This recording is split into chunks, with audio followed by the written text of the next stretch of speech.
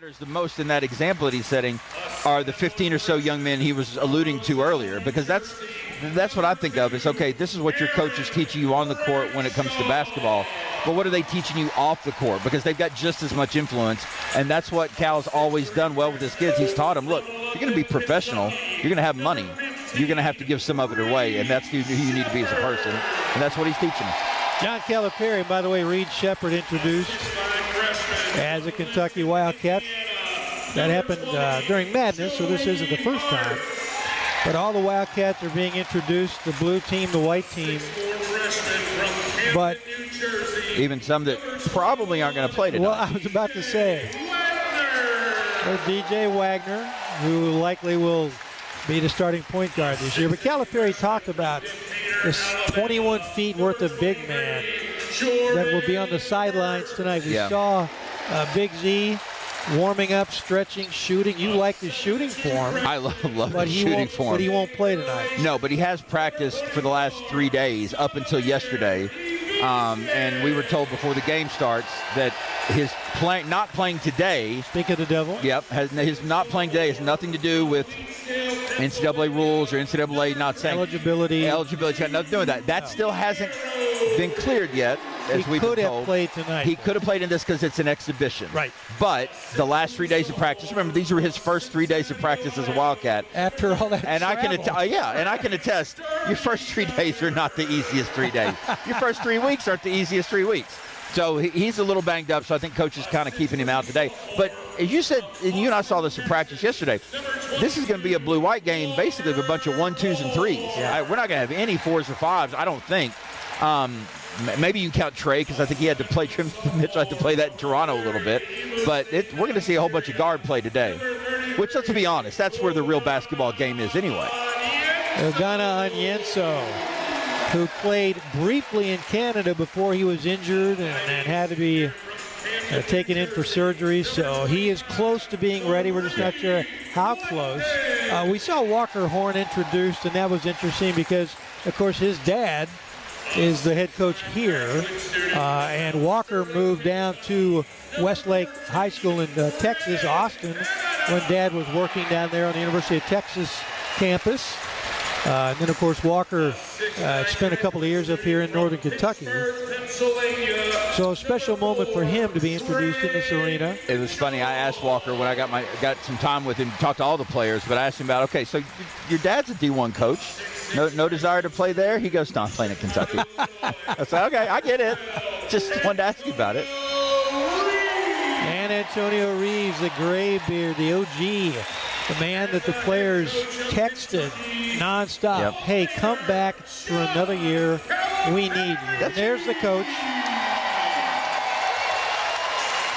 That's 14.4 points a game in Antonio Reeves that I think we forget about last year. He was sixth man, okay. He didn't make it to the pros. That's why he's back, and it's easy for us as fans to look at and say, okay, well, do we really want him back? Yes, of course we do. He's 14.5 points per game from last year. And in talking to the players before the trip to Canada, and this might be the high point of the evening for some folks, they're catching T-shirts. Look at Aaron Bradshaw right in front of us. Can I tell you about Aaron? Again, just interviewing Aaron. And again, and for people who don't know this, Dick does, but I got to sit down for about 15 minutes with every single player except Z, because he wasn't with us yet. And you don't speak Croatian. I do not, and I'm not sure about his English yet, so we may have some. It's pretty good. But we are going to get to talk. But interviewing Aaron Bradshaw, for someone who you've got the foot injury, right? That yep. You know, we all know he's recovering from, but he shows up to his school that he picked, hurt. And you've not seen anybody with more. Look at him over there. I mean, he's got an amazing attitude. And the thing that I love the most about what he said was he mentioned in his interview randomly. I didn't ask him about it. He just said something about when we lose.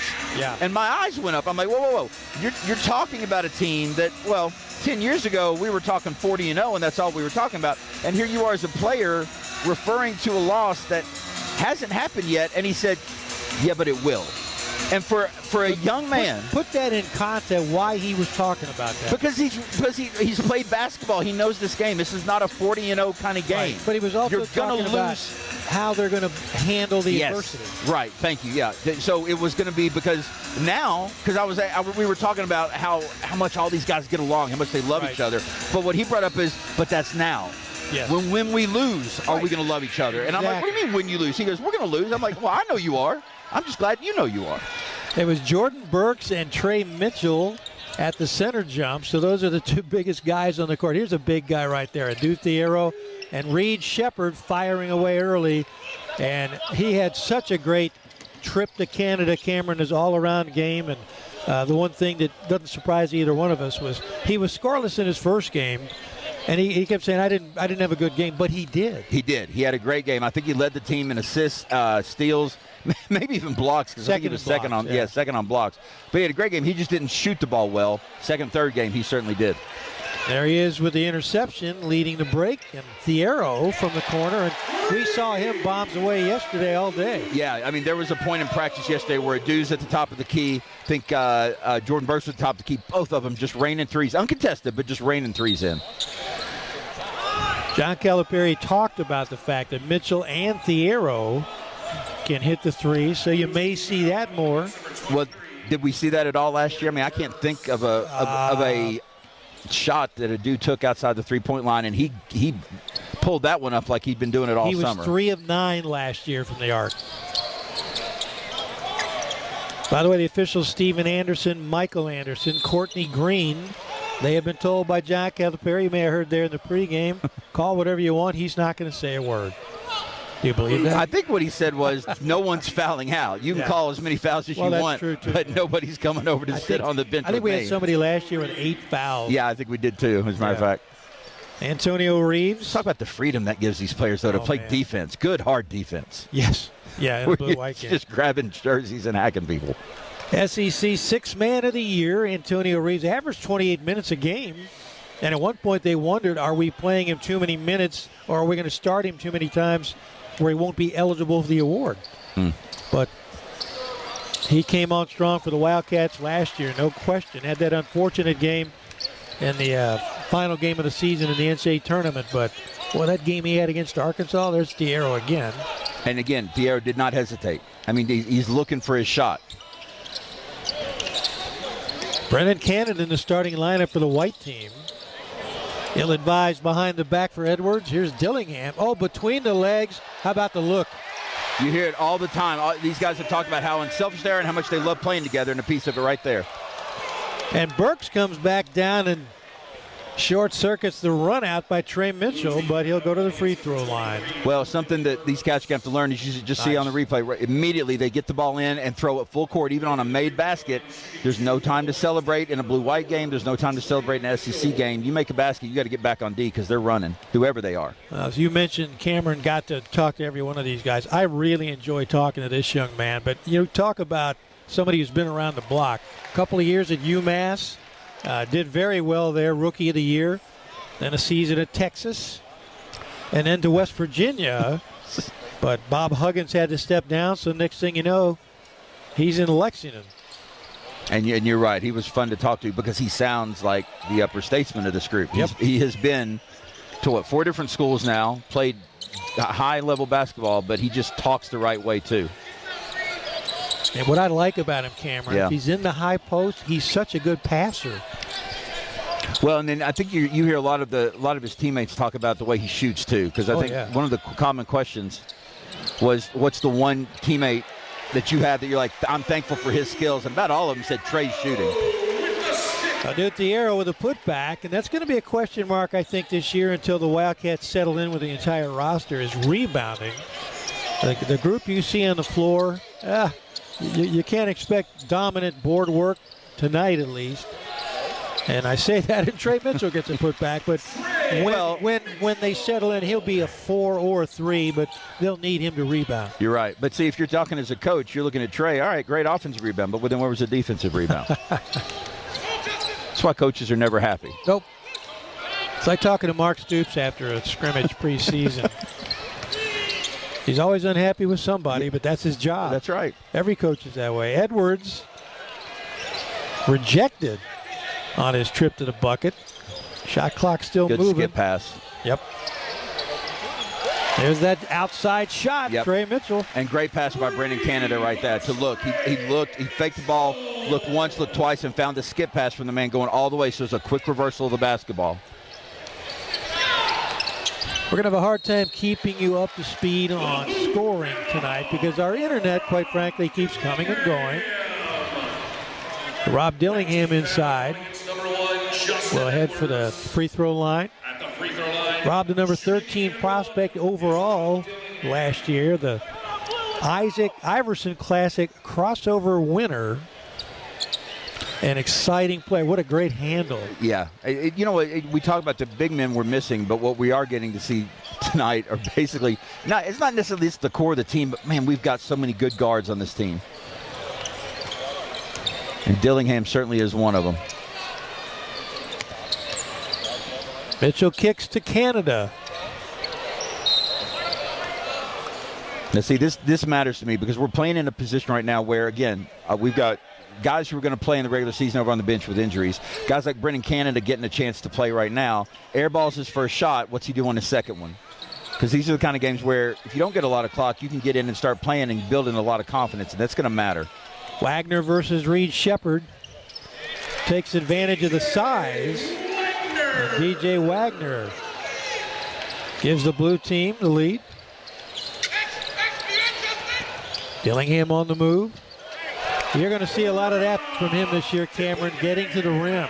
A lot of it, especially, and not necessarily from the point guard position. He'll be playing a lot of two and be able to take the two defender quickly to the basket because he's got that good of dribbles.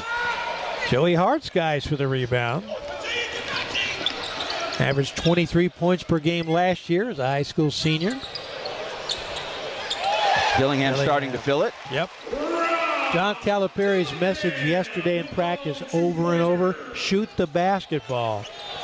Now, he didn't mean bad shots, right, but with the dribble drive offense, three things can happen. I'm going to get that basketball. It's not high enough, darn it. He said if you shoot it, you can make it, you can miss it, and the other guys get the rebound, or you can miss it and we get the rebound. So 2 out of 3 times, something good is going to happen. Every year, I feel like at this time of year, at least, let me go back the last 2 years. I've been to a few other practices, but the last 2 years definitely. And that is like his constant message to every team. And I don't know if it's because these guys come in and they're like deferring to each other because there usually is so much talent. I kept saying yesterday, don't be afraid to miss. Yeah. Because, okay, look at who else you've got on your team. Right. I mean, if you got 5 guys, okay, that made the top 25 consensus in recruiting and the number 1 overall recruiting class, and then actually you got 2 other guys to that class, plus you got Trey Mitchell. You got a lot of scorers on this team. So even if you come in as a highly touted blue blood, it's going to be easy for you to kind of unconsciously take a back seat to some of these other guys and not be so aggressive when it comes to shooting, scoring, or anything like that. And that's what Coach Cal doesn't want. He wants these guys being aggressive. That's Darren Horn, of course, the Northern Kentucky coach, addressing the crowd. Like my broadcast partner, had a pretty nice high school career, a Tates Creek Commodore. Has been a head coach at Western Kentucky, at South Carolina. I mentioned he worked at the University of Texas. And now here at Northern Kentucky University. And what he's hoping is that a lot of these folks who live in the area who might be wearing blue and white come back and Norse up. You know, it's funny, you think about, and of course, there's the connection with Darren in Lexington. Darren and his son Walker, of course, playing for Calipari, like we just talked about. But, you know, and I don't think a lot of people understand, and you wouldn't unless you were around it and you see it, because even as a player, I didn't see it so much until afterwards. Some of these coaches, there's rivalries, but there's also a lot of these guys have so much respect for each other that you've got Darren Horn willing to open up his court to another Division I university.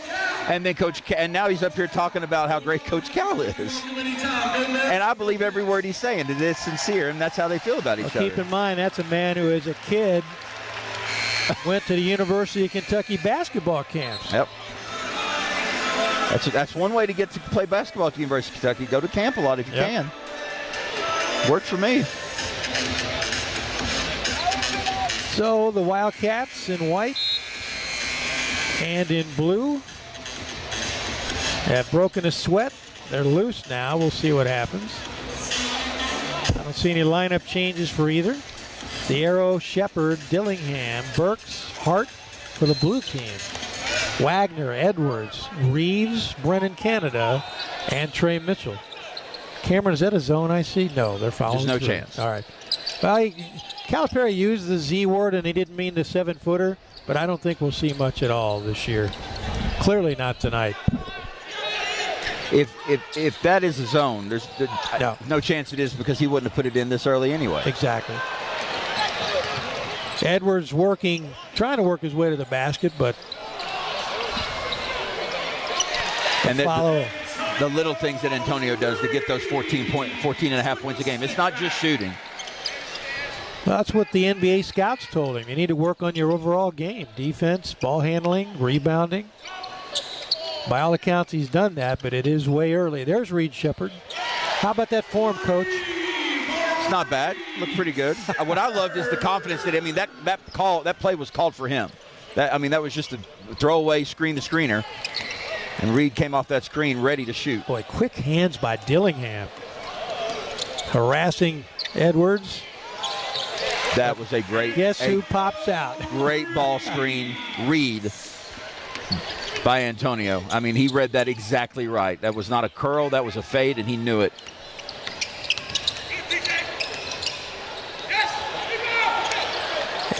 Well, that's a battle going on between Edwards and Dillingham. He got a piece of that shot. Now the white team is going to see Reeves go to the free throw line, but that started with good defense. Yeah, absolutely. Well, and that's the other thing. So this is something that Dillingham has to work on. He is a great penetrator. He can get to the lane, but now he's got to make the smart decision about it. If he doesn't have a shot, don't force one, because, again, as Cal said yesterday, you bring the ball into the lane, and that defense is collapsing. One of your teammates is going to be open. 23 points per game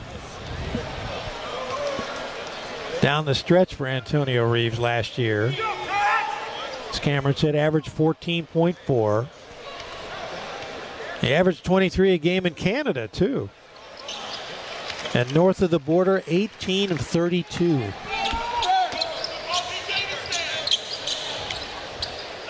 Wildcats, the gold medal winners in the Global Jam. Hart, that's why he came to Kentucky. And John Calipari needed a shooter. And I know these fans love to see that, because Cal has talked about it over and over again, getting shooters in. We have heard, you and I have, that this team definitely can do it. But to see somebody like him pull up and immediately, same way Reed did a few minutes ago, with all the confidence in the world, he knew what his job was right there. Reeves coming around to pick again, but this time fans to Mitchell. Edwards. Here comes Dillingham. He got one gear, doesn't he? Trey Mitchell on the rebound. Can handle it. Yep. Kick out to Reeves. Mitchell keeps it alive. We didn't miss many of those. Adou Thierro leading the charge. He was a guard in high school for a while. Reed Shepard again. Reed just hitting shots. Have you noticed this? I've noticed it especially on the white team, and not that I haven't noticed on the blue team, but I know especially on the white. There's a lot of unselfishness. Guys penetrating, drawing the defense to them, and then giving it up for making that extra pass. Trey Mitchell can hit that shot. He's another guy we saw hitting all day yesterday from beyond the arc. Look at Shepard go up, but Brennan Canada pulls it down. He's got his dad's teams. Oh, yeah. Makes DJ Wagner so difficult, is that body control he has. He's going to go in, draw the foul, and now he's still got the ball over here that you can't block. He'll throw it up and put it in with a lot of touch. So Wagner takes a spill, but for the white team shooting the end one. Watch these guys play, especially when just the ability they have to blow by their defender on the perimeter. And which is a problem we have had on the defensive end the last few years, is containing the perimeter. But just to have a group of guys like this, it's going to be awfully hard to stop DJ, Rob, Reed. These guys can handle the ball, and they know how to put you in prison, to put you behind them and their backs. White team only 6 of 18 from outside, trailing 23-17. Blue team is 9 of 18.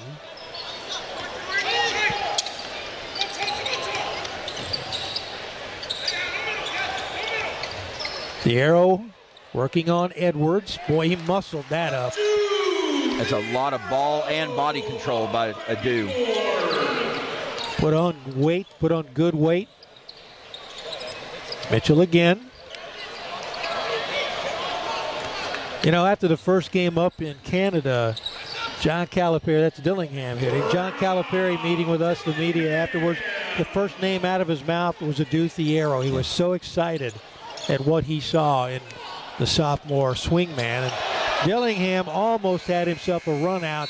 And based on what we saw in warm-ups, that would have been a fun dunk. Yeah. A lot of fun watching these guys play, especially, again, just the camaraderie that you're seeing them build in a game like this. Again, Aaron Bradshaw being Aaron Bradshaw. He's just fun. He is. He really is. I mean, just talking to him, he wasn't serious about anything. Now, when you ask these guys about interest off the floor, was he one of the guys you talked about fishing or drawing? Aaron is a drawer, as is DJ Wagner, and there are two other guys that I remember that it wasn't even that they loved art, it was that they specifically drew. That's what they did to get away from the game. But yeah, I think Aaron was one of the ones. Actually, Aaron and Reed were one of the ones that laughed at the mere idea of video games when I said you can't use video games as an answer. The two of them were like, video games, it's not what I do. The rest of us, so we had guys that were let's see, we had Reed who wants to spend time out, all his time outdoors other than playing ball, and then we got 4 or 5 of them that had picked up fishing, which I thought most of them had been fishing their whole life. Turns out they've been fishing for about 3 months, but it's what they do as a team together. But not as a huge group, right? No, because that'll scare the fish, Dick. That's not how you don't go fishing in large groups. You go fishing in groups of 3. You never really went in a little deeper on those interviews. I kept waiting to hear you ask about bait. You know, what do you use? I think I did ask Adou about, what's the biggest fish you ever caught, and that got him talking about wanting to deep sea fish, but being afraid to deep sea fish. And then he had a laundry list of reasons why. Well, one of them was how hard it is. Well, it was, but then as you dug, as a journalist, you know this. As you dig a little more, you start to realize, oh no, he's afraid of sharks. Well, he eventually admitted it. Former Kentucky AD Sam Newton was an avid bone fisherman, loved to fish for the bonefish. And I asked him once, he had his place down in the Bahamas. I said, what about deep sea fishing? That looks like catching those. He goes, heck no, too much work. So you go to fish and relax, and then you end up battling a fish for 4 hours. 4 hours, yeah. And you take a picture and throw him back. If you're battling for hours, it's got to be a certain type of fish before they're throwing it back. Yeah. So the blue team with the 10-point lead now. At basically a media timeout. As you saw, we are not taking commercial breaks here on SEC Plus. Dick Gabriel, Cameron Mills at Truist Arena. Rob Dillingham frustrated. Northern Kentucky. Frustrated that Cal's coaching the white team right now. Why are you helping them? I think Rob's got to get used to what happens in blue-white games here. Well, the other thing, too, the white team needs it. They're down 10 points. It may have been Rob's real frustration is why are we helping them? So it's Wagner versus Shepard again. Here comes Edwards. Mitchell posting up on Burks. And a kick out. And it works. That's good basketball. In and out, especially with DJ moving. He moved out to the wing and then made eye contact with Trey and met him in the corner, and he found him for the open 3. DJ Wagner, son of Dewan, grandson of Milt, the former Louisville Cardinal national champion. The way Rob handles the ball, he's not going to be a point guard because he's not necessarily gifted at getting a team in the offense, but boy, he can beat anybody off the dribble. But Mitchell had a sliver, but even more open, Antonio Reeves. And he's feeling it now. He was in double figures last year 26 times. Well, we could say at least the blue team, right? Almost 60% from the three-point line. They've shot 7 of them, 4 of 7, 57%. Antonio hit 40% during the regular season last year from the arc.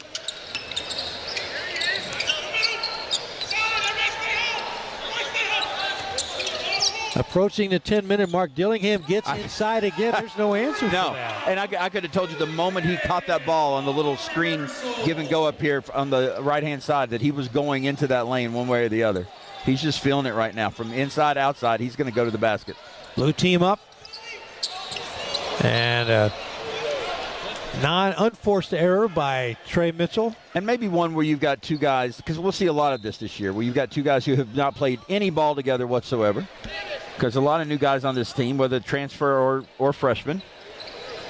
They did get the head start up in Canada and surprised really everybody, I think it's fair to say, by just how well they played together. Yeah. That's Burks. Well, the crowd was waiting on that dunk. Edwards on the move. There's Reed Shepherd making his life miserable for a moment. But he got away. That's one of the things you'll get. And everybody talks about Reed's passing, Reed's shooting, Reed's ball handling, but it's Reed's defense that's sneaky. And so Dillingham is just on fire. Of Tony Delp. Yep. A three-pointer drops. He hits the floor. And now he has a chance at a 4-point play just like your teammate did in the 96 title game. But Dillingham caught contact. Yeah. Tony today will say he might have deserved an Oscar for the flop that he Well, literally, you had a good look at I was 10 feet away from it, right? He got hit.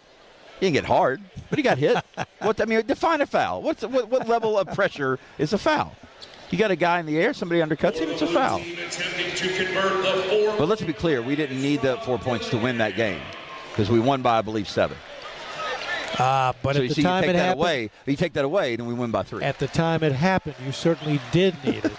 Game was hanging in the balance, my friend. No one was complaining that shot went in. 35-25, Blue back on top by 10. I got to credit the blue team defense. Nothing's come too easily for the white team. There's Mitchell. Mismatch, but they can't take advantage. Great skip. Not a good look, but Edwards couldn't get it to fall. And another rebound for Reed Shepherd. No look. That's the All-American step, Cameron. Now, you can get away with that one. That's all you do is get away with walking these days in college basketball. One little thing I just noticed right there, Reed Shepherd coming down, because Reed's playing point for the blue, right? He's got a hot hand in Rob Dillingham on his team playing the 2. And Reed made that skip pass. Wasn't a bad pass, but looked immediately to Rob, basically say, my bad, because he knows, I got the hot hand on my team, that's who I need to be feeding. Well, the white team right now cannot buy one. Here's Thierro on the run out, takes the big step and draws the foul. And that's the strength, just to be able to get that shot up there. But I love the way Adou attacked the basket on that. He didn't bring it out. He attacked the basket. Even though it was 1-on-2, he went in and was going to get fouled. Adou averaged 9.5 minutes per game last year. Up in Canada, 26 minutes. 7.5 points a game, nearly 6 rebounds per game in the Global Jam. 7 steals, 5 blocks. But Cameron, his assist-to-turnover ratio in Canada, 12-2. So absurd. So we used to, the goal for our point guards was a 3-to-1 assist-to-turnover ratio, not a 6-to-1, 3-to-1. 3-to-1 was like Hall of Fame is what Coach used to say. And then we've had some players since then with 6-to-1, 7-to-1. I think Euless even had an 11-to-1 game. Yep. I think that was what was really so remarkable. Nice steal by Dillingham. About the Global Jam were the assists on made field goals.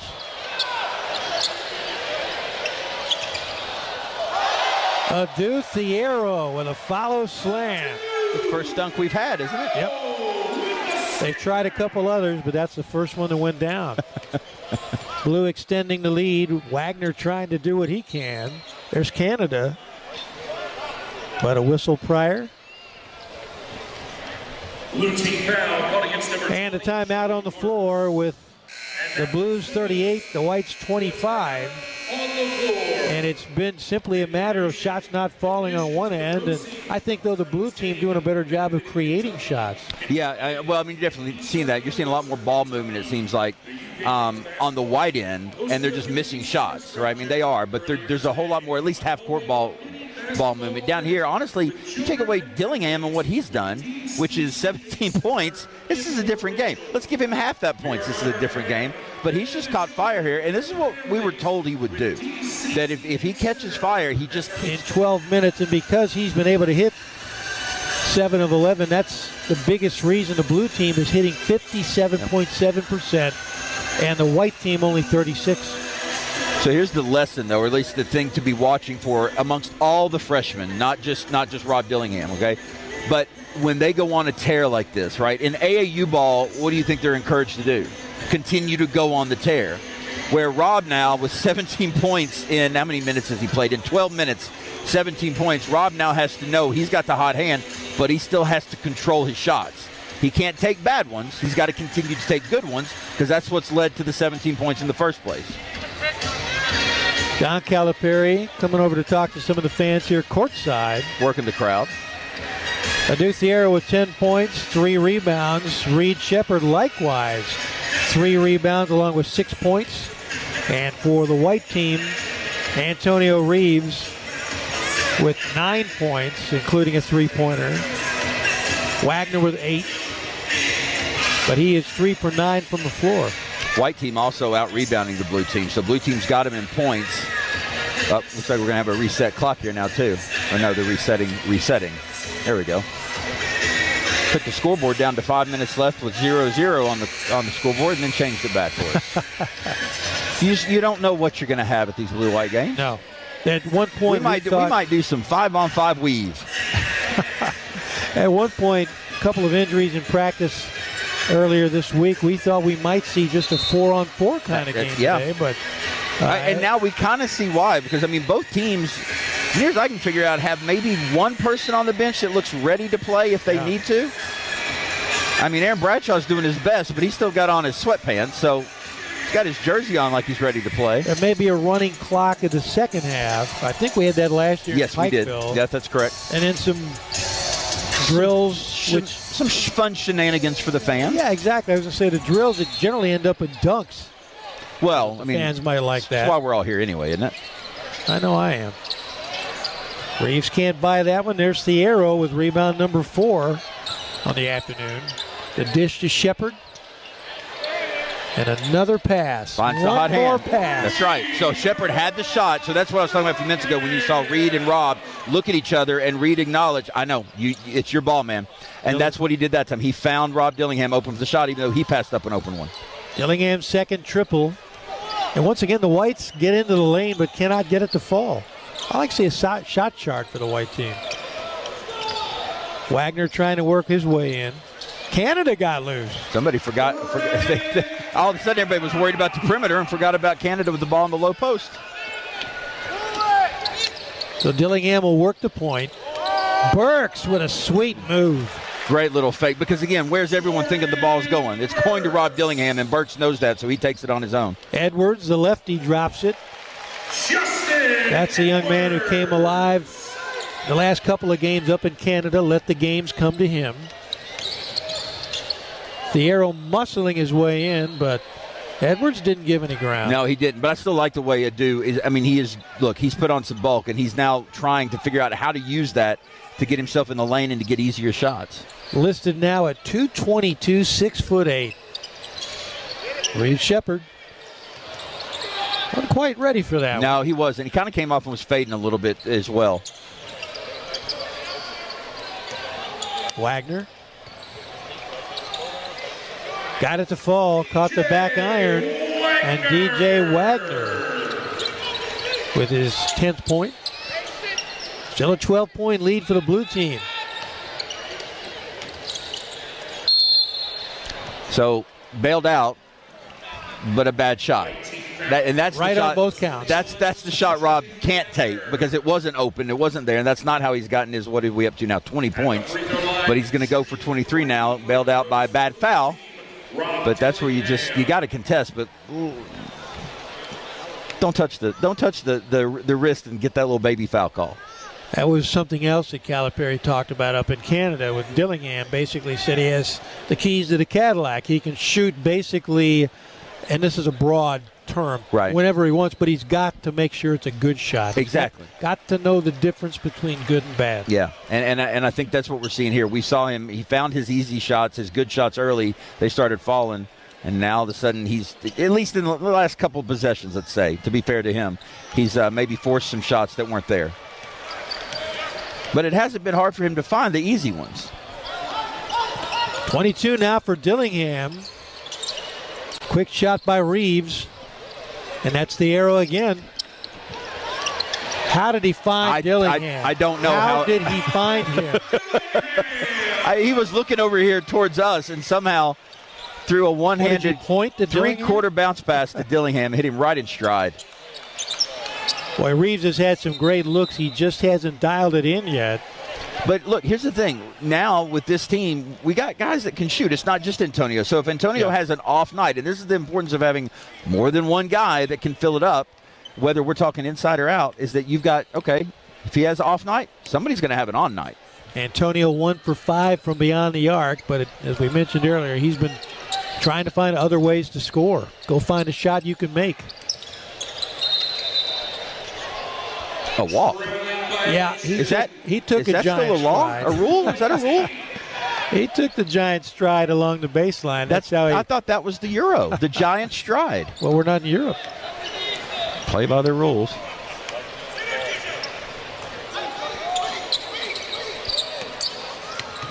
Mitchell rolls to the basket, but nothing there for him. Well, you noticed the pick and roll, too. Remember last year, a lot of trouble guarding the pick and roll for the team as a whole. Shooter's touch for Trey Mitchell. Give him 8 points to go along with 8 rebounds. White team still down 14.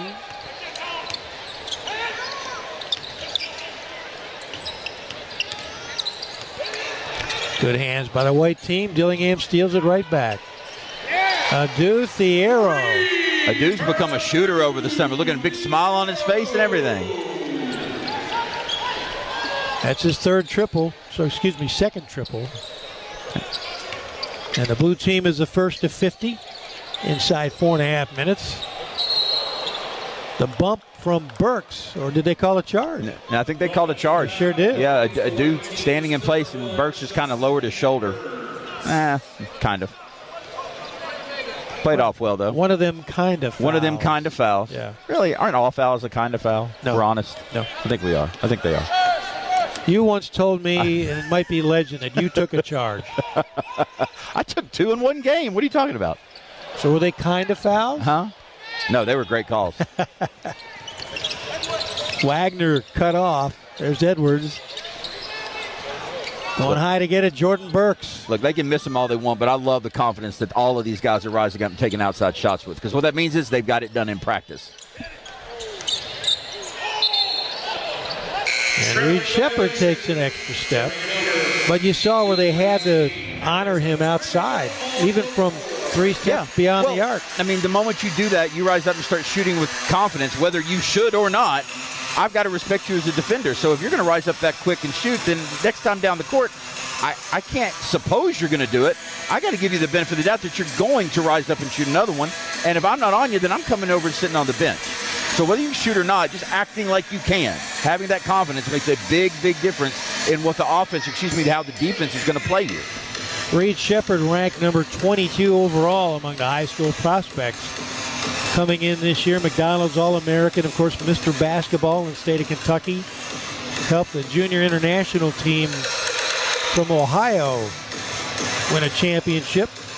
And was the MVP. Not only that, Kentucky Gatorade Player of the Year. So he had a storied career here in the state of Kentucky, and yet so many question marks and drama about whether or not he would come to Kentucky. And, was there some sort of bad blood between his dad, Jeff, and John Calipari? And, of course, it was pretty nonsensical. It was all nonsensical. Yeah, but when you saw how he played up in Canada, you could see why every team in the country wanted him. Well, and that was the thing, is that everybody, especially because Reed had this transformation, his dad talks about, like, during COVID. We all did, right?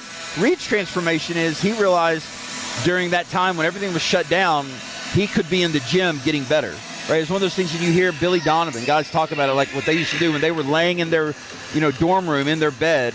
They had their rival. They had their poster above on the ceiling, and they would look up and see that and think, what is he doing right now, and how is he improving his game? Well, that's what Reed did during COVID, because Jeff will tell you Reed was a good player before COVID, but during COVID, all of a sudden he started learning how to play at this level, meaning this isn't high school anymore. You can dominate high school, but can you dominate this level? And he started playing that hard in practice on his own. And basically, I'm going to imagine going through a lot of the individual instructions his dad went through under Coach Pitino, because his dad was putting him through a lot of them. 17-point lead for the blue team, led by Dillingham's 24 points. He's also got 3 assists, 2 turnovers in 16 minutes. Adou Thierro now 13 points to go along with the 5 rebounds. Reeves still with those 9 points for the white team.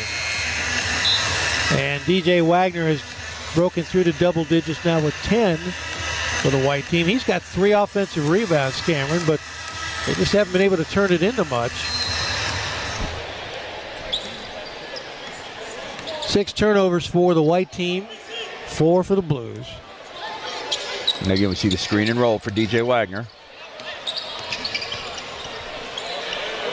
Boy, did he roll. Well, he rolled right to the bucket. Reed got screened. Reed Shepherd got screened. Okay, he was on the ball, got screened, but then where was the help? I mean, exactly. DJ just went right to the basket. A little too much French pastry on that pass by Dillingham. And we talk about that, too, because remember, I said it a few minutes ago, last year we struggled. We all know we struggled guarding the pick and roll. That's part of it. I mean, everyone wanted to blame Oscar. Part of it is the help defense. Yep. That's got to factor into it. And help defense involves the entire team, not just one player. Coming up on the 3-minute mark here in the first half. Trey Mitchell. Edwards working the baseline and gets to the glass. Love that play. I don't know what they call it, but I love that play where they send a pick baseline all the way around to turn around and screen the guy on the corner or on the block to free up the open 3 on the corner. Edwards with that quick first step. He's only got 6, though.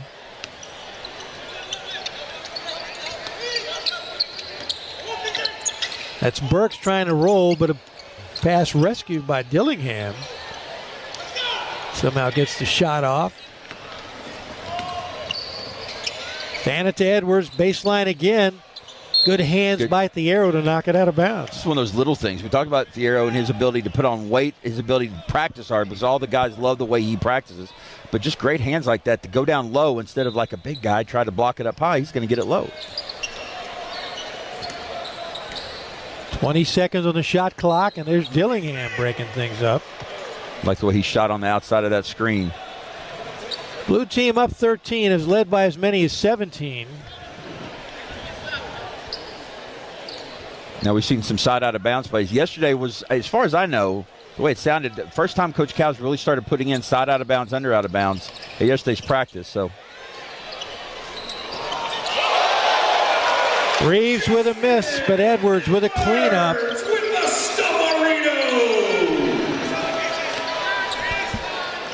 That would send a shock through this crowd here at Truist Arena on the campus of Northern Kentucky University. Holds about 8,900, Darren Horn told us. He's going to join us at halftime.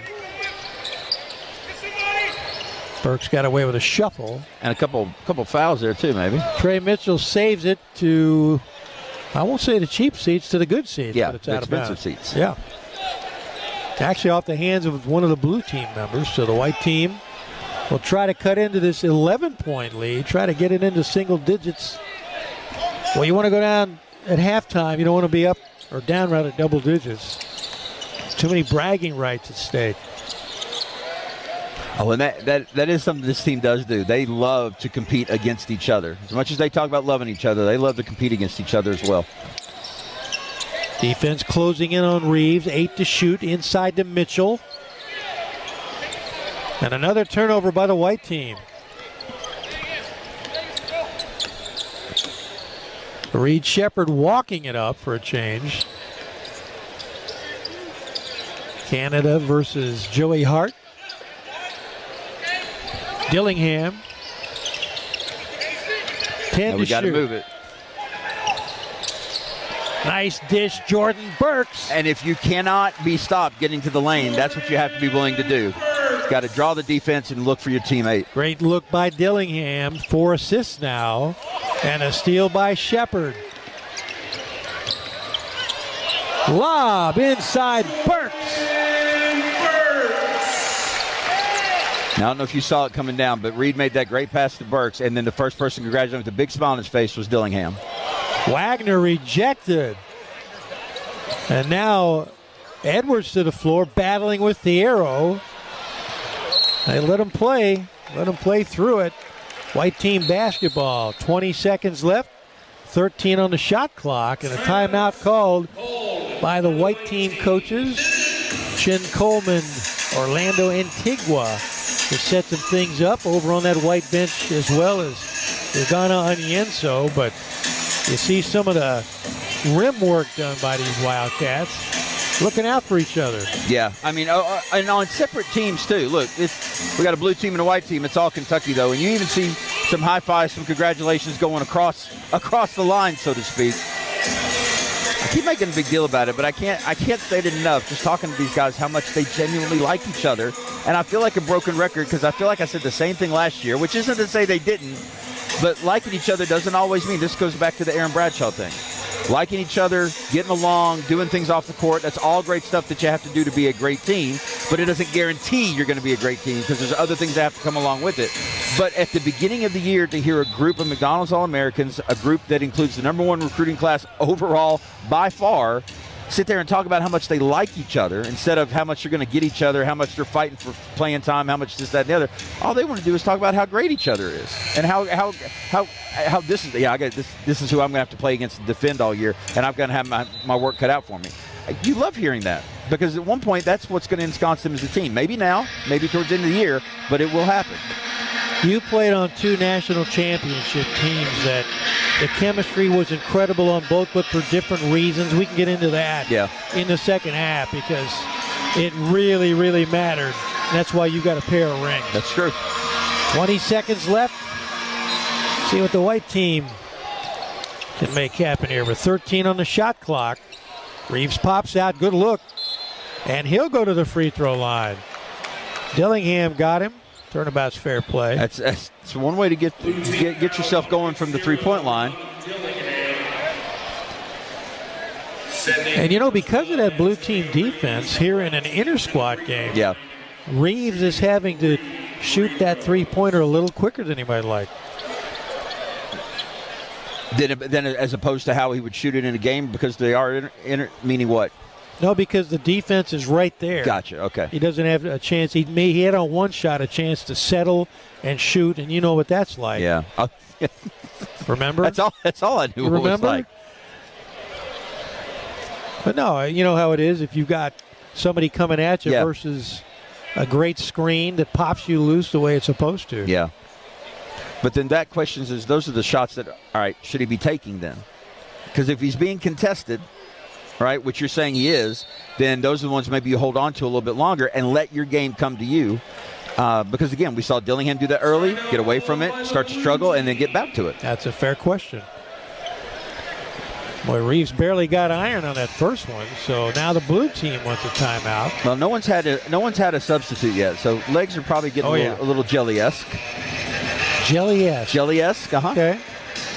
White team 4 for 8 from the free throw line. Blue 5 for 7. Dillingham 4 for 5 for the blue team. Reeves has shot 5 free throws already, but he's only hit 2. Let's call that an early problem we hope will be reconciled quickly during the season. Yep. Antonio came off the bench last year 4 times to score 20 or more points. That's getting it done. Let's see what a benefit that is, too. Now, they may not have him coming off the bench this year to do that, but that's still a guy who knows how to score, and he can score from range, he can score from the paint. But there's some instant offense right there in number 12. But he doesn't have to carry the team offensively. Correct. Not At least anymore. he shouldn't have to, in theory. Yeah. Well, and I think we've seen so far from Dillingham, what we've seen from a lot of these guys, that it would be highly doubtful if he has to carry the team again this year points-wise, or even maybe doesn't even have to average 14.5. Wouldn't be bad, though. That number's interesting, though, because the players before they went to Canada said, that guy averaged 14 points a game last year. He knows how to get it done. It's Inside 10 seconds. Dillingham back iron, and that's going to do it. Mitchell and Burks fighting for the rebound. And that's the end of half number one here at Truist Arena on the campus of Northern Kentucky. The blue team leads the white 54 to a little bit like this one, and this one's not nearly as talented, all due respect. But we're all wondering, how's Calipari gonna divide the minutes on this team? Structure lineups, just as Patino did in '96. Well, well, what did you get? Because you did that documentary with me. You interviewed all those guys about this exact topic. And not a bad start to the second half for Rob Dillingham. Boy, Reeves got another good look. Finally got it to go. The good thing about Reeves, though, having a game like this where he's getting good shots and missing, is that he's old enough to know this doesn't mean anything. He's still a scorer and can still score. I doubt he's going to get in his head, because it's so easy to come out and just know you can play and have one of those games, and all of a sudden you start doubting your abilities. Dillingham draws the foul from DJ Wagner, but look at the finish on that one. That guy's maybe 6 feet tall. Maybe. But he got some hops. I mean, he looks a good, inch and a half, 2 inches shorter than DJ? That's why UNC wanted him, UCLA, Memphis, Louisville. Shepard gets his own. 0 for 3 on this trip. All right. Got a couple rebounds out of it. Edwards all the way in. That's the arrow with a rejection. Mitchell wide open. And again, for about 10 minutes yesterday in practice, he shot from that exact spot on the floor. He and Adou both did from the opposite ends, that exact spot, and made basket after basket. Jordan Burks making a name for himself. Sometimes you wonder, is he the forgotten guy on this team? But he's not having it tonight. Well, here's the thing. Do we even know who the forgotten guy might be on this year's team yet? Jordan averaged 17 minutes a game up in Canada. Dillingham just putting on a show. Now, look, here's the thing. It's going to get harder and harder for him. If he keeps making shots like that, getting another off-the-ball steal, that's 2 in a row for him. He keeps making shots like that. There's not going to be too many people going to have a problem with him putting up bad shots. Average 15 points, 5 assists for overtime elite. I mean, just the point guard ability on this team. I know they're young, but Reed can play it. DJ can handle the ball like it. Rob can play it. I mean, these guys, how are you going to keep these guys out of the paint? Dillingham struggled with his shot up in Toronto, just 8 of 29. Did dish shot 14 assists. But not a bad move there by DJ Wagner. But to the point I was making, he struggled there. He's clearly not struggling right now. No. So it's just having the ability to put those games behind you. He knows his next shot's going in. Good feed by Thierro. Excellent defense by Edwards as Burks thought he had her. That's one of those, look, they're talking trash right now, and I love to see that too. Yep. That's one of those, coach gets up and says, good offense, good defense. Went strong, got hung. And as soon as he hit the floor, Edwards was in his ear.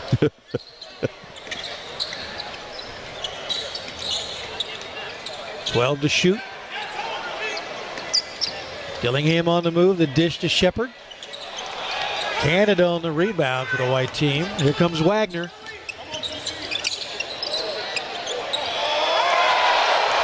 Not a bad cut to the basket by Edwards, and he is rewarded by Wagner, and he rewards the crowd with another dunk. Somebody might want to stop Rob Dillingham. Look, he can't help but smile running down the court. Nobody can get in front of him. That quickness and speed absolutely on display. Dillingham now 31 points in 23 minutes. You do the math. Not in trouble there. Boy, Edwards basically dared him to shoot. I like that shot from Adou. I do, because you want those guys taking those mid-range jump shot, but he was just as open from the three. Yeah. He improved his odds by a little bit, but he had an open three he should have taken first, I think. What a look by Mitchell, and Edwards again rattles the rim. And again, the unselfishness. This time from Trey, fifth-year senior, who has been there and knows, okay, it's about getting my teammates involved and not just about my own. It's fun watching this because, again, you hear these guys, they talk and talk and talk about how much they love each other, love playing against each other, competing against each other, but absolutely care about each other. And you get to see them play like this, and you're like, you know what? It looks that way. Strong move by Burks. Couldn't get it to go, but got his own and drew the foul. It's hard to get a read, as I said at the very beginning, Cameron, on rebounding with his team because obviously the big guys are on the bench. But how many times did you hear John Calipari, really since the day he arrived, and every coach in America will say at one point, our guards really need to rebound better. Absolutely. In a game like this, you kind of learn how, especially to rebound, not just in a vacuum, but rebound around other people, right? Not just let the ball come to you. You go get the ball, even if there are bigs that are going after it as well. And that's the one thing they'll miss here without their bigs playing. But there's enough height on this team and certainly strength on this team to make rebounding difficult for the guards. They got to go in and earn them. Well, the white team made a run at the end of the first half, but couldn't get much closer than it is now, 13. Edwards fading. Wow. Pretty shot by Edwards that time. I think he knew Adou Thierro was coming under that screen. Wound up going the opposite direction. Nice to see the left-hander drop him in the way our colleague, Mr. Givens, at the other end of the press table used to drop him in. Another contested shot there by Dillingham. And that's where we get the bad shot that we don't need. Reeves in. Wow. I was going to say in a different area code, but it wouldn't go. Edwards is really working hard here in the second half. He really is. Let's go back to Dillingham, though, real quick, because, again, he's clearly on fire. But yet, again, we see a shot that we can get that shot at any point. He can get that shot at any point. We got to work the defense a little bit for something open.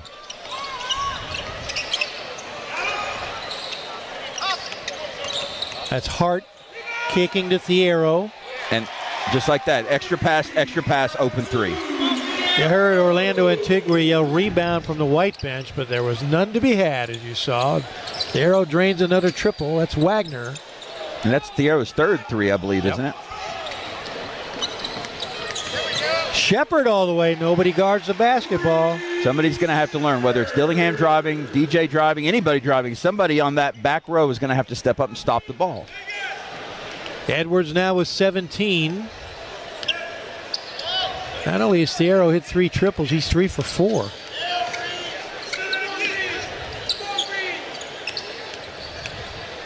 Boy, Shepard making life miserable for everybody defensively. Dish to Canada. That's his second bucket of the game. I like the way Brennan's come out and just been ready to shoot the ball. One of the sets they ran all day yesterday in practice had him in the corner. They were working on the dribble drive.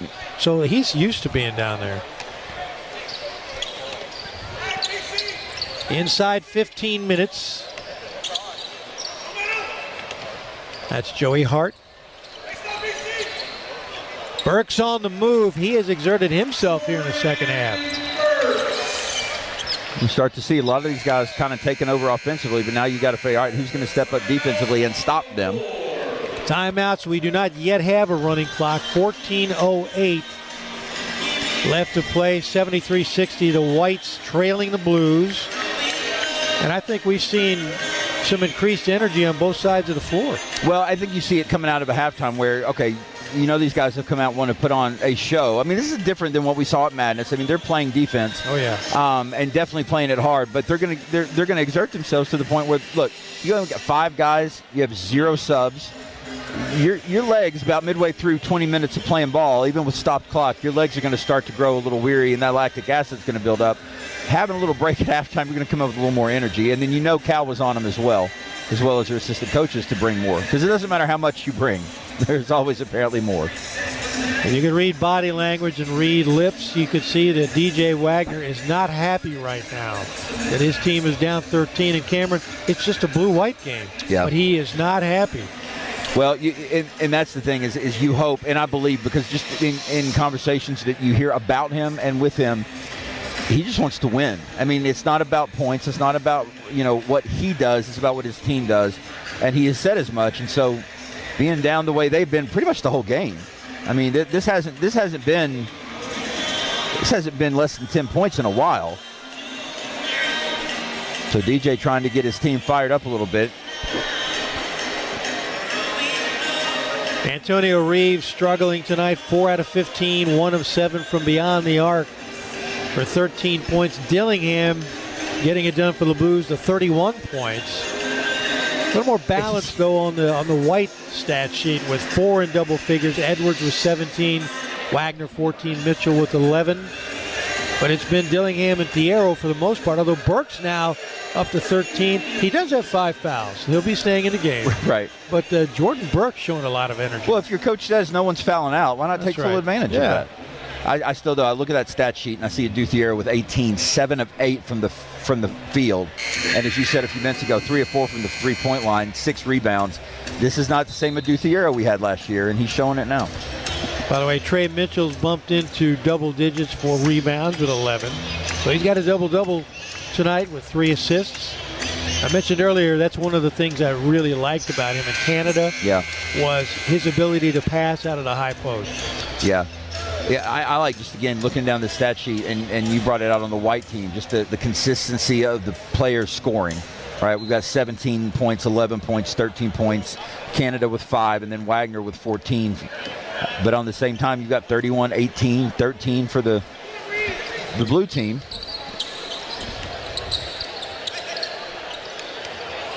Kind of a lazy pass. Dillingham thought he had a steal.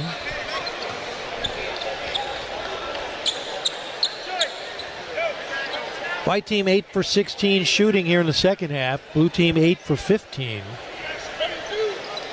Both teams getting to the rim occasionally. That's Wagner. Took Shepard inside. Edwards with a tip. You know, Wagner's tried to victimize Shepard all night long, really. Yeah. Well, and here's the thing.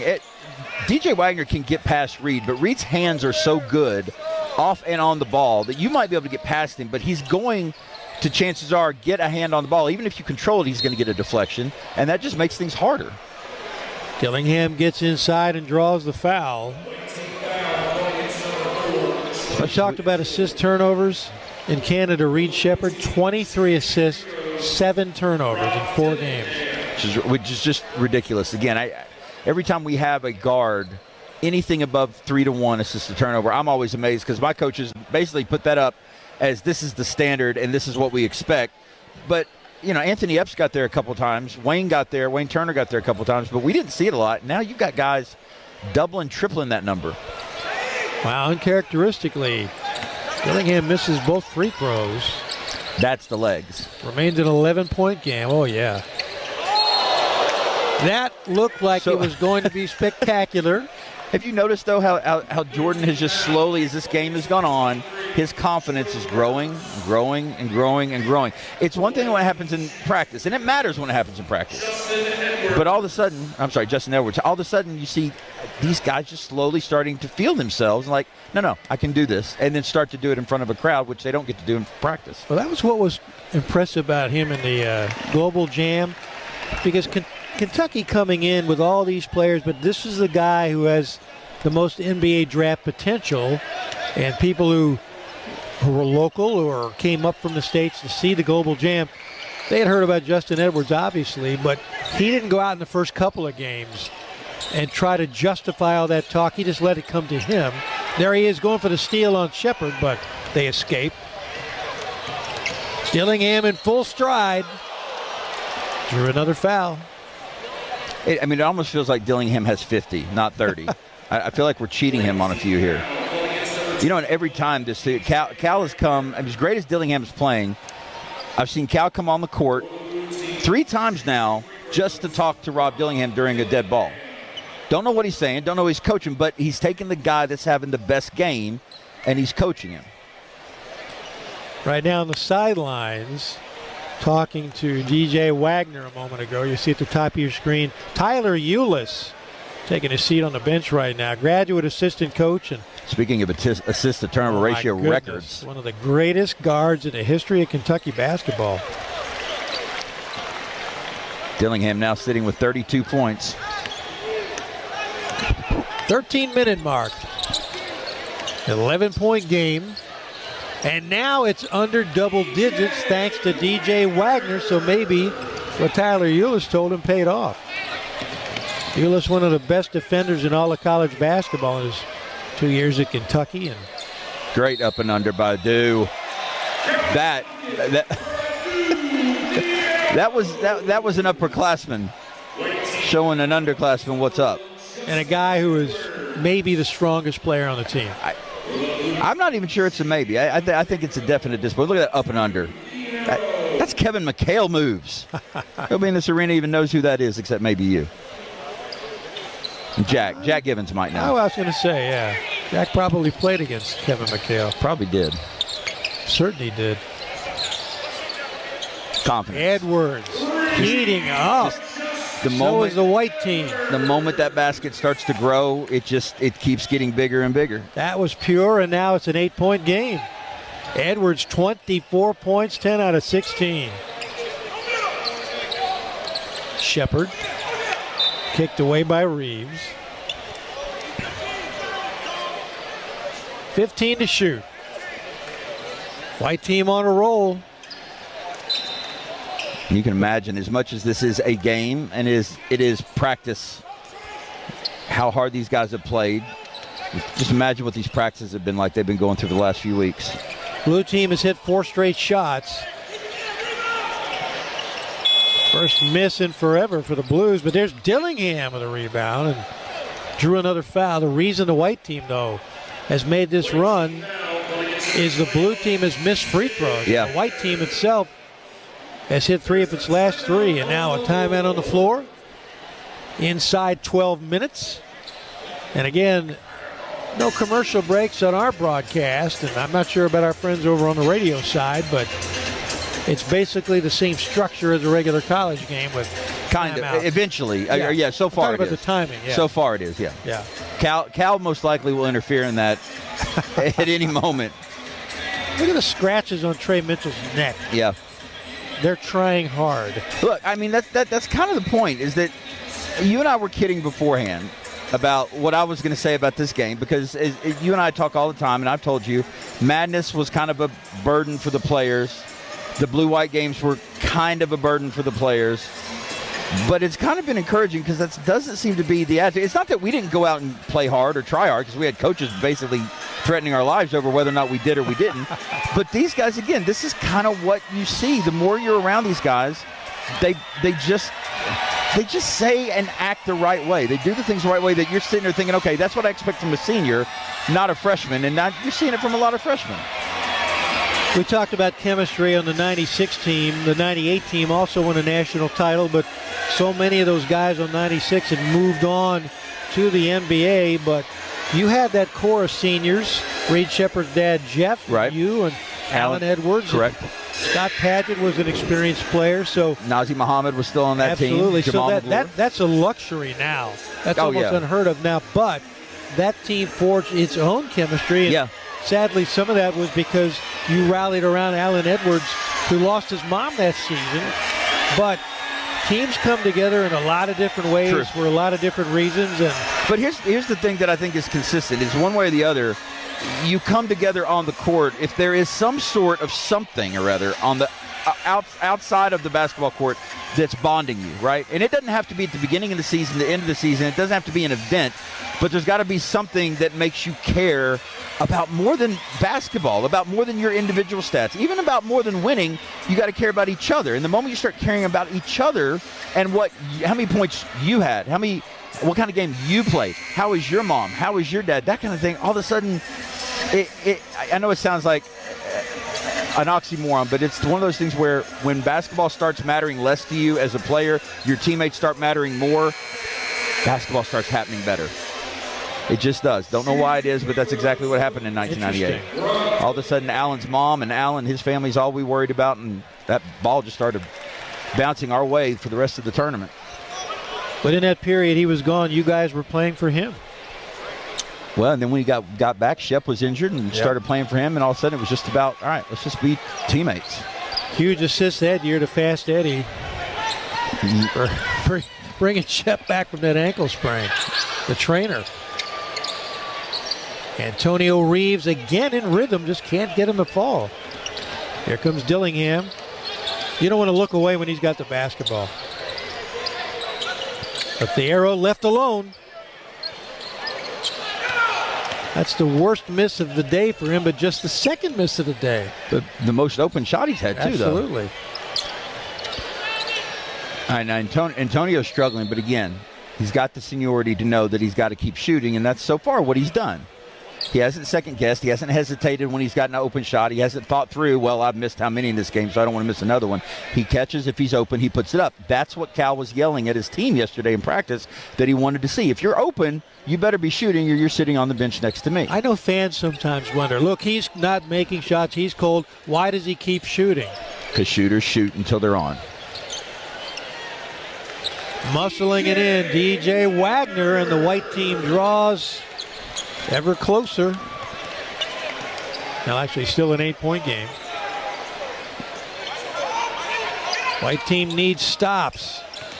Blue team needs to get to the rim the way this young man has done, and almost a great feed. But now the white team, maybe fatigue taking over, tiring a little bit, fouling a little bit more. Well, we definitely don't see a lot of the energy we saw in the first 5 minutes of the game.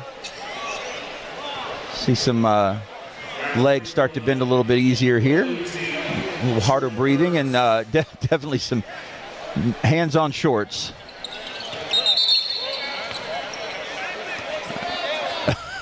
Well, you've got the walk-ons on the bench. Easy now. Yeah. There's a place for the walk-ons like me. I'm not talking about you. You're on this side of the court. Still love my walk-ons. I'm just saying if they, absolutely, but if they want to give somebody a breather. But that's the thing, though. Do you do that, or you say, you know what, you got to suffer through it? Because in a game, what's going to happen? Exactly. You have to suffer through it. Canada, speaking of walk-ons. The most common word used in my 4 years at UK by both of my coaches was fatigue. Not bothering that young man. Dillingham's got his legs. Rob Dillingham putting on a show tonight in Northern Kentucky. 38 points. Third triple of the night. He's also got 5 rebounds, 4 assists. If Cal can just get him, and again, he's a freshman, so I don't know it's fair to expect him to get this so far, especially as easily as he scores the ball. But if we can get him just even when he's on these runs, don't force bad shots. Let the game continue to come to you, because that's how you got these points in the first place. We've seen him take, 2 or 3 maybe, not too many, but 2 or 3 bad shots, and those can be run breakers, and that's what you don't want. Wagner bags 2.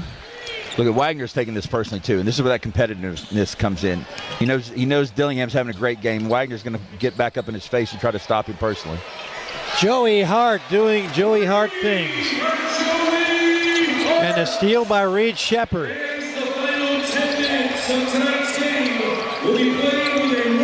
Dillingham on the move, dishing to Burks.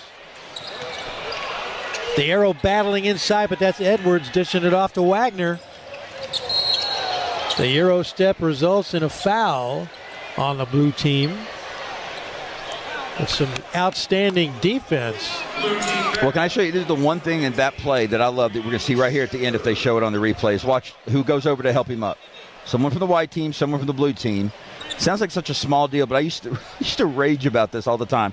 The Duke Blue Devils were one of the best teams ever as far as when one of their teammates was knocked down and we had a dead ball, all 4 guys on the court would race over and try to be the first one to help him up. And I love that. As far as okay, that's showing what a team should be, is that you did what you should do. That's why you're on the floor. I'm going to help you up. And that's the kind of stuff I'd love to see from not just this team, but every Kentucky team. Because it's just the attitude of, you did what's right. You're my boy. We're going to help you up. It's such a small thing, but it makes such a big difference. Teammates helping each other up. That's not new. But all 4 racing in. Do you think that's a Coach K thing? Oh, absolutely. Absolutely I do. Because it was every year. It didn't matter what year. Yeah. And it was a full sprint to the man on the court. Well, there were Dean Smith things that the Tar Heels did. Teams had their little trademark routines. You talking about 4 corners? Didn't everybody hate that though? Too, yeah. Dillingham trying to dish to Joey Hart downstairs. 10-point game again. Joey Hart, by the way, won the dunk contest on Madness Night. And his teammates raced out onto the court to congratulate him. 15 to shoot. Dillingham. That's the dish. Jordan Burks. When you've got 38 points and you're driving the lane, what happens? Every defensive player has to run to you. Dillingham making the right decision right there and Wagner gets the another dish assist. to Canada. Look at Reeves inside. We talked about finding different ways to score when your shot's not falling. Yeah, well, and those are always the things that help you. All of a sudden, that outside shot starts to fall. The free throw starts to fall as soon as you get those easy shots in. The arrow drives and draws the foul, avoids the charge. And by the way, we haven't seen any charges tonight. I don't know that we will, but that's a rule change I can't wait to see in play in college basketball this year. Timeout on the floor inside 8 minutes. 89-77, the blue team back up on top by 12. The white team had cut it to 8. Had a couple more opportunities. What's this rule change? I want to hear about this. About how the charges are called. You're not going to see as many, let's put it to you this way. Yeah. You're not going to see as many cheap charges called. You're going to see a lot more blocks. But that's the only way I got charges called.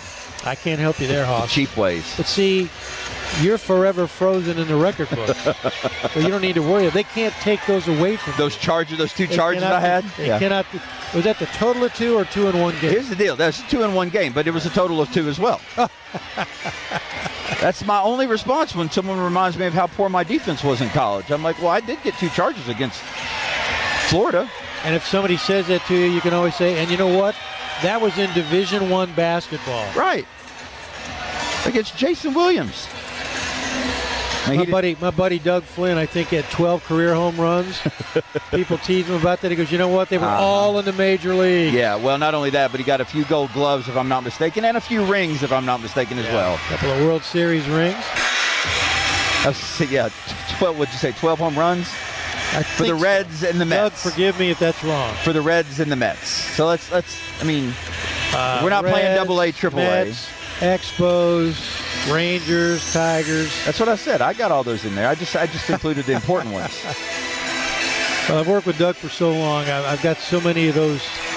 My favorite thing is bits Doug. of info burnished in my brain. Doug constantly wants to remind me that he played basketball at Kentucky. He did. And now he played on the freshman team, played for Coach Rupp.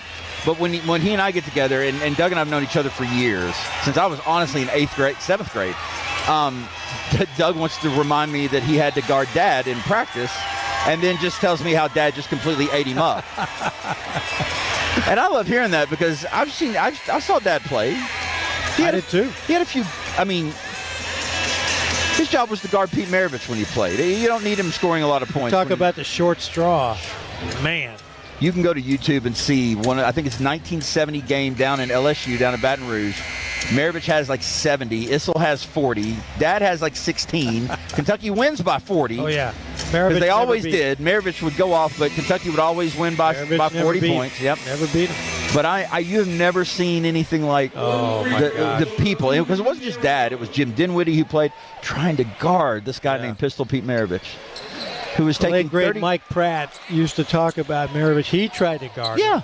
And he said people don't realize Maravich was a better passer than he was a shooter, which made him doubly dangerous. Exactly.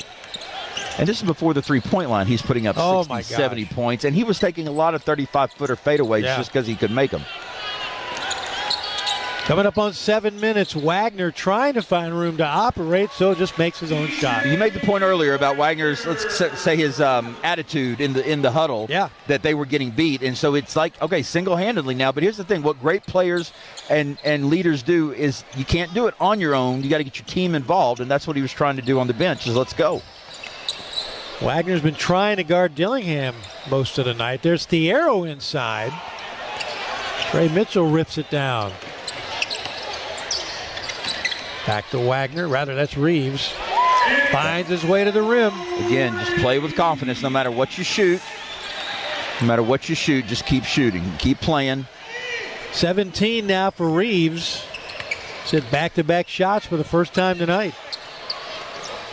Knocked away by Shepard, but called for the foul. And there's those quick hands again. Yeah. I mean, we used to talk about it all the time. I mean, it's one thing, because one thing I was terrible at was keeping my man in front of me, right? The perimeter defense. Whoever I was guarding, could I keep him on the perimeter? And I had to rely way too much on my teammates back behind me on the help defense. But the one thing that you could learn to do, because I could learn to be faster, but you could learn to get better with your hands. You could learn to get to deflections, and it was preached to us constantly. You want to mess up a defense or an offense, you just get your hand on the ball at some point, and it's going to get them out of their flow. Burks makes it a 10-point game again. He was good for 4 points and 4 rebounds per game up in Canada. Blocked a total of 4 shots. Edwards got hot for a little while there, and now is called for the travel. Edwards almost single-handedly pulled the Whites back into this game. I don't know that we're going to get a running clock here. Doesn't look like it. We're going to play through this. Calipari wants to see everything he can see.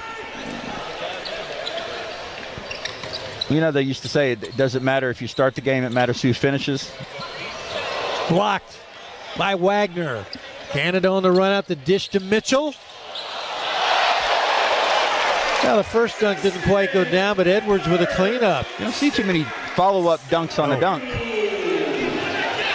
Back to an 8-point game. I mean, you remember that old saying, though, about who starts a game Yeah. and how it matters? This is why it doesn't matter, because it's who's in the game, 5 minutes left with a 10-point lead. But everybody's still in the game. Well, that's true. I'm talking about in a normal circumstance where you're using your bench. That's right. And you've got 5 guys over there who've also broken a sweat. Reeves picked his pocket, but Burks with a loose ball and draws the foul. That looked like it was going to turn into a run out for the white team, but it took a nasty turn. And now the Blues with a chance to put it back up by 10. I like the way Jordan that time, as he goes to the lane, I mean, he went into the body of the defender, which I think was it Trey? Went into Trey's body and basically forced the official to make a foul call. And one of the fans walked out onto the floor. Look at that. Oh, no, that's John Calipari. Just don't think he'd be allowed to do that in a real game. Oh, he's done it. Oh, no, I know. but I don't think he was allowed to. He paid the price. Exactly. Yeah.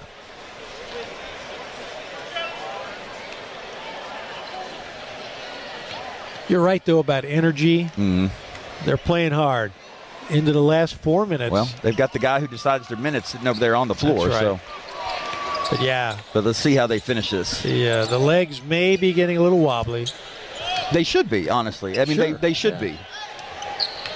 Wagner draws the foul. Burks may have drawn number 8. That's true.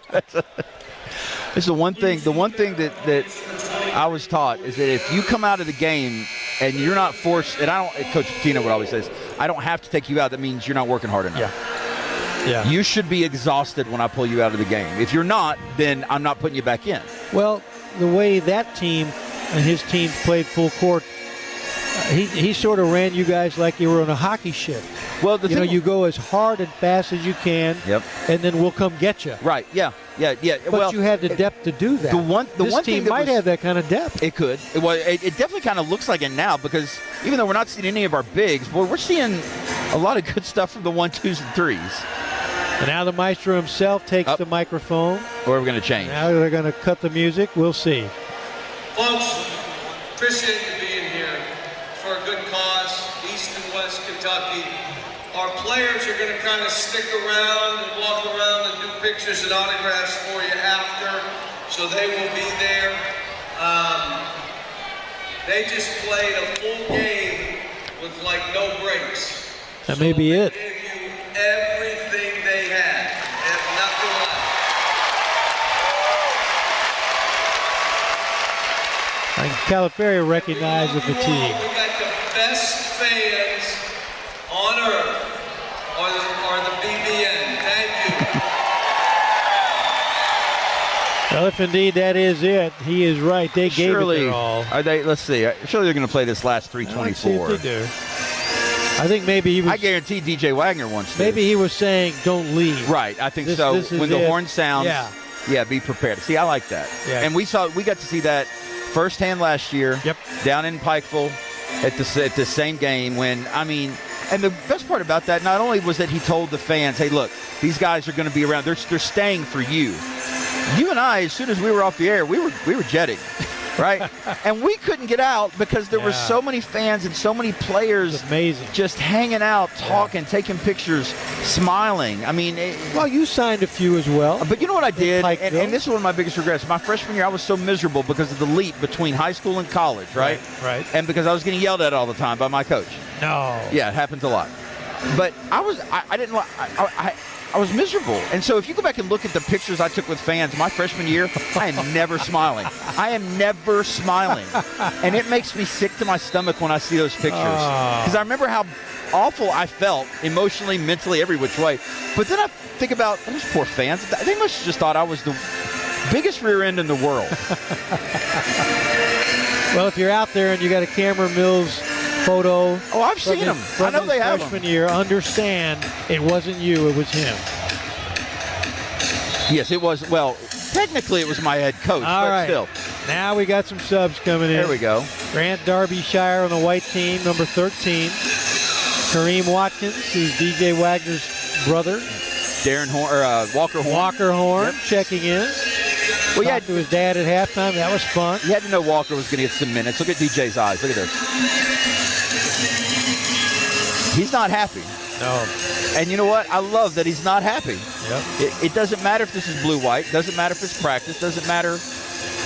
He's not happy. He's thinking, how are we going to make up 10 points in 3.5 minutes? That's exactly right. And that kind of competitiveness, that's not every player. Well, it wasn't me. Didn't they tell you in your conversations how competitive the pickup games were? DJ himself was the one that said that the most, is how competitive. And he had talked about, and he pointed this out, when it is over, we're boys again. Yeah. But he even said, we'll throw hands in practice. 25 for Wagner. Make it, leave it at 25. Oh, Edwards almost got himself another one. Here comes Thierro. The ball handling. Well, he used to be a guard. Burks posting up inside on Edwards, but couldn't get the basketball. Now comes that high. Down the lane he goes, left hand. Wow. How about Adou Thierro with a clean up? Well, I'm hung up on the Euro step that should be illegal, but I like the dunk too. An 11-point game again. You're just jealous. Hey, look who's got the basketball. They get an extra step. Oh, that's a little finger roll. We got yelled at every time we took a third step. These guys are encouraged to. Dillingham 38. Can he get to 40? Can he get to 40? I'm surprised he's not already. Actually, according to this, he is at 40. Oh, it just turned. Yep. You're right. Yes, he can. Easiest rebound Reed Shepherd got all night. Coming up on 2 minutes. This is what I love. They're gonna try to get Walker a shot.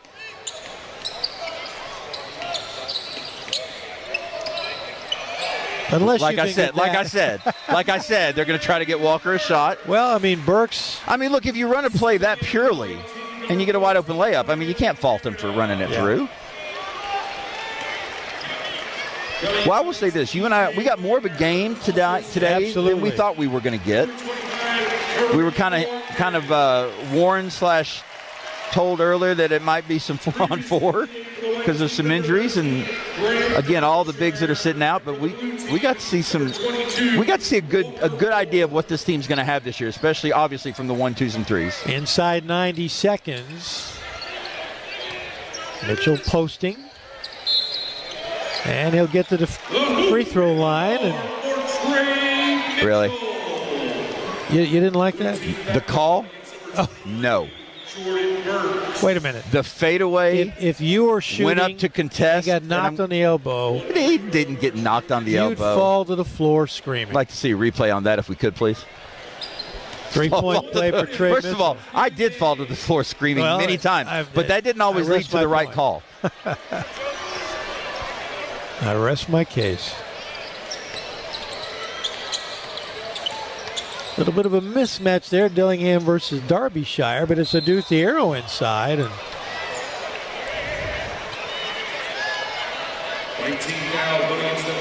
clock's running, so that may do it. Just for football, you'd say they could play one more play, but didn't get to see that. They're going to let Adou shoot it. Yep. They just showed the replay, though. I don't think it was a foul. Okay. What a night for Adou Thierro. 10 out of 13, 26 points, 9 rebounds. And yet it's a distant second to Dillingham's 40. So if you're going to pick an MOP of this game, who do you pick? Oh, yeah. Hey, how about that? Grant Derbyshire knocks one in.